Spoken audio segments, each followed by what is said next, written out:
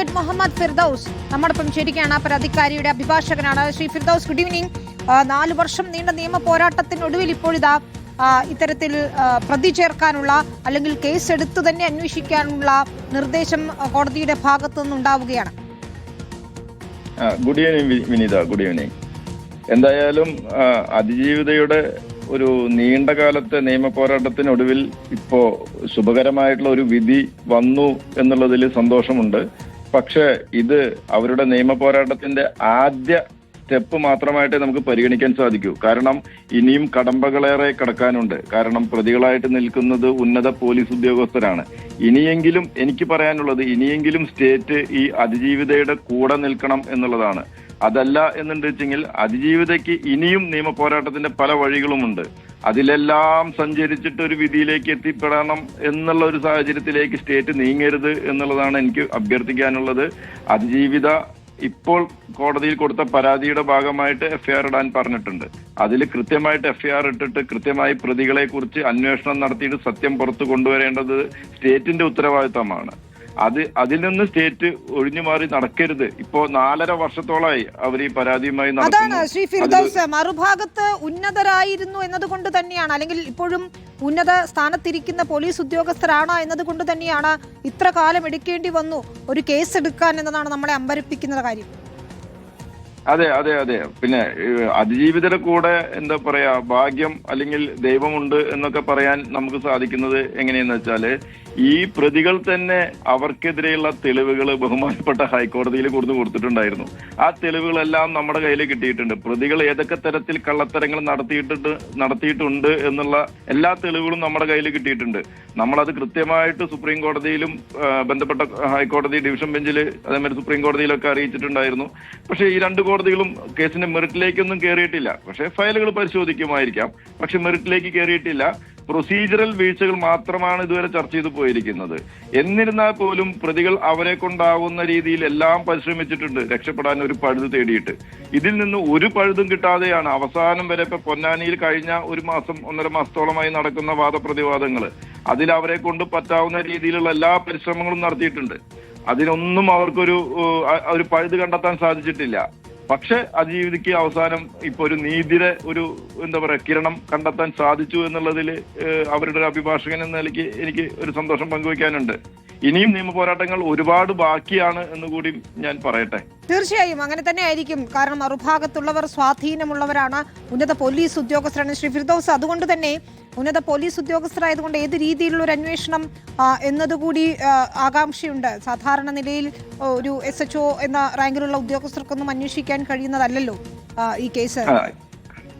ഇതിന്റെ നടപടിക്രമങ്ങളുടെ ഭാഗമായിട്ട് ഇപ്പോൾ ചെയ്യേണ്ടത് concern SHO, Ponnani SHO FIR register ചെയ്തിട്ട് അത് ബഹുമാനപ്പെട്ട കോടതിയെ അറിയിക്കുക എന്നുള്ള പ്രാഥമിക ഒരു നടപടിക്രമമാണ് SHOക്ക് ചെയ്യാനുള്ളത്. അതിനുശേഷം സ്റ്റേറ്റ് തീരുമാനിക്കണം. അറ്റ്ലീസ്റ്റ് ഒരു ADGP ലെവലുള്ള ഒരു സ്പെഷ്യൽ ഇൻവെസ്റ്റിഗേഷൻ ടീമിനെ കോൺസ്റ്റിറ്റ്യൂട്ട് ചെയ്തിട്ട് അവർ അന്വേഷിക്കണം സത്യം പുറത്തു വരണമെങ്കിൽ. അല്ലെങ്കിൽ വീണ്ടും സ്റ്റേറ്റ് വീണ്ടും ഈ പറഞ്ഞ രീതിയിൽ ഇപ്പോ ഈ കേസിന്റെ അന്വേഷണത്തിന്റെ ഭാഗമായിട്ട് പോലീസിന്റെ അസോസിയേഷൻ 12 ലക്ഷം രൂപയോളമാണ് ഈ പ്രതികൾക്ക് കേസ് നടത്താൻ വേണ്ടി കൊടുത്തിരിക്കുന്നത്. പാവപ്പെട്ട പോലീസ് ഉദ്യോഗസ്ഥര് അവരുടെ ശമ്പളത്തിൽ നിന്ന് കൊടുക്കുന്ന ഒരു വിഹിതം, ആ വിഹിതത്തിൽ നിന്നാണ് ഈ പ്രതികളുടെ നിയമ പോരാട്ടത്തിന് വേണ്ടിയിട്ട് സഹായം ചെയ്തിരിക്കുന്നത്. പ്രതികൾ അതൊക്കെ സന്തോഷിക്കുകയാണ്. അവർ ചെയ്യേണ്ട കുറ്റകൃത്യങ്ങളെല്ലാം ചെയ്തു. അത് കഴിഞ്ഞിട്ട് അവർക്ക് നിയമ പോരാട്ടം നടത്താൻ വേണ്ടിയിട്ട് ഈ പറയുന്ന അസോസിയേഷനിലെ പാവപ്പെട്ട പോലീസ് ഉദ്യോഗസ്ഥര് അവരുടെ സംഭാവന കൊടുത്തിട്ടാണ് അവർക്ക് ഇപ്പൊ ഈ നിയമ പോരാട്ടം നടത്താൻ പറ്റിയിരിക്കുന്നത്. എന്നിരുന്നാൽ ഇനിയും എത്ര കാലം ഇവര് ഈ നിയമ പോരാട്ടം നടത്തിയാൽ പോലും സത്യം വിജയിച്ചേ മതിയാവൂ. ഇതില് സത്യം പുറത്തു വരും. സത്യമുള്ളത് കൊണ്ടാണ് 4.5 വർഷം കഴിഞ്ഞിട്ട് ഇപ്പോഴെങ്കിലും അതിന്റെ ആദ്യ കിരണം അവർക്ക് കാണാൻ സാധിച്ചിരിക്കുന്നത് എന്നാണ് ഞാൻ വിശ്വസിക്കുന്നത്. നമ്മളെപ്പോഴും പറയാറുണ്ട്, നീതി വൈകരുത്, വൈകി കിട്ടുന്ന നീതിയും അനീതിയാണ് എന്നത്. ഈ കാര്യത്തിലും അങ്ങനെ തന്നെ പറയേണ്ടി വരും. കാരണം ഇത്രയധികം വർഷമായി ആദ്യഘട്ടത്തിൽ തന്നെ ഉയർന്നിരുന്ന ഒരു സംഗതി എന്തുകൊണ്ട് 2 വർഷം കഴിഞ്ഞു പരാതി നൽകാൻ അല്ലെങ്കിൽ ഇക്കാര്യങ്ങൾ പുറത്തു പറയാൻ എന്നതാണ്. പക്ഷേ നിയമ സംവിധാനത്തിന് മുന്നിൽ അവർ പരാതിയുമായി ചെന്നപ്പോഴൊക്കെ തീർത്തും ക്രൂരമായ രീതിയിലുള്ള പീഡനങ്ങൾ ഏറ്റുവാങ്ങേണ്ടി വരികയാണ്, അതും ഉന്നത ഉദ്യോഗസ്ഥരുടെ ഭാഗത്തുനിന്ന്. അതുകൂടിയാണ് നമ്മെ ഞെട്ടിക്കുന്നത്. ഒരു പരാതി നൽകിയാൽ അതിനെ എങ്ങനെയാണ് ട്രീറ്റ് ചെയ്യുന്നത് എന്നതുകൂടിയാണല്ലേ ശ്രീ ഫിർദൌസ്? അതായത് അവരുടെ ഭാഗത്ത് കാര്യമായിട്ടുള്ള ഒരു ഡിലേയും വന്നിട്ടില്ല. 2021 ജനുവരി മാസത്തിൽ നടന്ന ഒരു ഇൻസിഡന്റ് ആണ് ആദ്യം നടന്ന ഇൻസിഡന്റ്. അതിനുശേഷം അവര് ആ ട്രോമയിൽ നിന്ന് രക്ഷപ്പെടാൻ വേണ്ടിയിട്ട് അവർക്ക് ഒരു സമയം കൊടുക്കണം. പ്രത്യേകിച്ച് സാധാരണ ആളുകളല്ല പ്രതികള്. അവർ ജീവിക്കുന്ന അതേ ജൂറിസ്ഡിക്ഷനിലുള്ള പോലീസ് സ്റ്റേഷന്റെ SHO ആണ് ആദ്യം വന്ന് പീഡിപ്പിച്ചത്. അതിനുശേഷം അവിടുത്തെ ഡിവൈഎസ്പിയോട് ഈ പരാതി പറയുന്നുണ്ട്. എന്നെ വീട്ടിൽ വന്ന് ഇങ്ങനെയൊക്കെ ചെയ്തിരുന്നു, അത് നിയന്ത്രിക്കണം എന്ന് പറഞ്ഞിട്ട് പരാതി പറഞ്ഞിട്ടുണ്ട്. ആ ഡിവൈഎസ്പിയും ഇവരുടെ വീട്ടിൽ വന്നിട്ട് ഇവരെ കയറി പിടിക്കാനാണ് ശ്രമിച്ചത്. പിന്നെ അവരെവിടെ പോയി പരാതി പറയും? എന്നിട്ട് അവർ സമയമെടുത്തതിന് ശേഷം ഏകദേശം ഒരു 4-5 മാസത്തിന്റെ സമയമെടുത്തു ഈ ഫസ്റ്റ് ഇൻസിഡന്റും പിന്നീട് SP-ക്ക് കൊണ്ട് പരാതി കൊടുക്കാൻ വേണ്ടിയിട്ട്. SP-ക്ക് പരാതി കൊടുത്തപ്പോൾ അയാൾ എന്ത് ചെയ്തു? അയാളും ഈ യുവതിനെ വിളിച്ച് പീഡിപ്പിക്കുകയാണ് ചെയ്തത്. അത് കഴിഞ്ഞിട്ട് അയാൾ എന്ത് ചെയ്തു? സ്പെഷ്യൽ ബ്രാഞ്ചിനെ കൊണ്ട് ഒരു അന്വേഷണം എന്താണ്? അയാളുടെ പേര് ഇവർ പുറത്ത് പറയുന്നുണ്ടോ എന്ന് അറിയാൻ വേണ്ടിയിട്ടുള്ള ഒരു ഇല്ലീഗൽ അന്വേഷണം. അതിന് ഡോക്യുമെന്റ് എല്ലാം അവർ ഹൈക്കോടതിയിൽ സമർപ്പിച്ചിട്ടുണ്ട്. നമ്മുടെ കയ്യിലെ എല്ലാ ഡോക്യുമെന്റും ഉണ്ട് ഇതില്. അപ്പൊ അങ്ങനെ ആ ഇല്ലീഗൽ അന്വേഷണത്തിന്റെ ഭാഗമായിട്ട് അയാളുടെ സുഹൃത്തായിട്ടുള്ള ഒരു കസ്റ്റംസ് ഉദ്യോഗസ്ഥന് ഇവരെ കാഴ്ചവെക്കാൻ വേണ്ടി ശ്രമിച്ചു. അവിടെ നിന്ന് ഇറങ്ങി ഓടി രക്ഷപ്പെടുകയാണ് ഇവർ ചെയ്തിട്ടുണ്ടായിരുന്നത്. അതിനുശേഷം ഇവര് ഒരു ജില്ലാ പോലീസ് മേധാവി തന്നെ പീഡിപ്പിച്ചാൽ ഒരു സാധാരണ പെൺകുട്ടി വേറെ എവിടെ പോയി പരാതി കൊടുക്കും? അവർക്കറിയില്ല എന്ത് ചെയ്യണമെന്നുള്ളത്. കോടതിയെ സമീപിക്കാമെന്ന് അവർക്കറിയില്ല. അതിനുശേഷം ഈ PV അൻവറിന്റെ വിഷയവുമായി ബന്ധപ്പെട്ടിട്ട് ഈ സുജിദാസ് പ്രതിക്കൂട്ടിലായപ്പോഴാണ് അവർ ധൈര്യം സംഭരിച്ച് പരാതി കൊടുക്കാൻ വേണ്ടി അന്നത്തെ മുഖ്യമന്ത്രി പിണറായി വിജയന്റെ മുമ്പിൽ വന്നത്.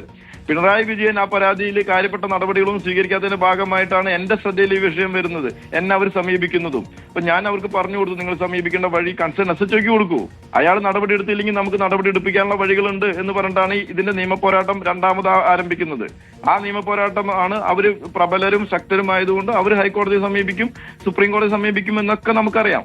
പക്ഷെ സത്യമുണ്ടല്ലോ, ആ സത്യം ഒരു നാൾ പുറത്തു വന്നേ മതിയാവൂ.